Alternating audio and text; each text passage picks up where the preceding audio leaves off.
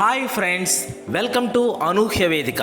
Friends, భారతదేశం తరపున అంతరిక్షయానం చేసిన మొట్టమొదటి మహిళ మన కల్పన చావ్లా.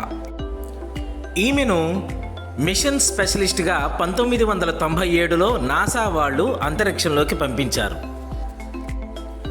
అలా మొట్టమొదటిసారిగా అంతరిక్షయానం చేసిన కల్పన చావ్లా మిషన్ని సక్సెస్ఫుల్గా కంప్లీట్ చేసి తిరిగి భూమి మీదకు వచ్చారు. ఆ కారణంగానే మరలా నాసా వాళ్ళు కల్పన చావ్లాను అంతరిక్షంలోకి పంపించాలని నిర్ణయించుకుని 2003లో మిషన్ స్పెషలిస్ట్గా 41 ఏళ్ల వయసు కలిగిన కల్పన చావ్లాను 6 ఆస్ట్రోనాట్స్తో అంతరిక్షంలోకి పంపించారు. 15 రోజుల పాటు ఆమె సక్సెస్ఫుల్గా ఎక్స్పెరిమెంట్స్ అన్నింటినీ పూర్తి చేసి తిరిగి ఫిబ్రవరి 1, 2003లో తిరిగి వస్తుండగా ఎర్త్ అట్మాస్ఫియర్లోకి వచ్చిన వెంటనే స్పేస్ క్రాఫ్ట్లో టెక్నికల్ గ్లిచ్ వచ్చి క్రాష్ అయి వెంటనే బ్లాస్ట్ అయిపోయింది. అప్పుడు కల్పన చావ్లాతో పాటు ఉన్నటువంటి ఆస్ట్రోనాట్స్ అందరూ కూడా ఎక్స్పైర్ అయ్యారు. ఈ విషయం విన్నటువంటి ప్రపంచం మొత్తం కూడా ఒక్కసారిగా దిగ్భ్రాంతికి గురైంది.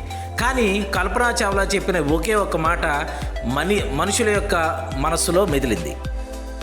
కానీ కల్పన చావ్లా ఇంటర్వ్యూలో చెప్పిన ఒకే ఒక మాట అందరి మనసుల్లోనూ మెదిలింది.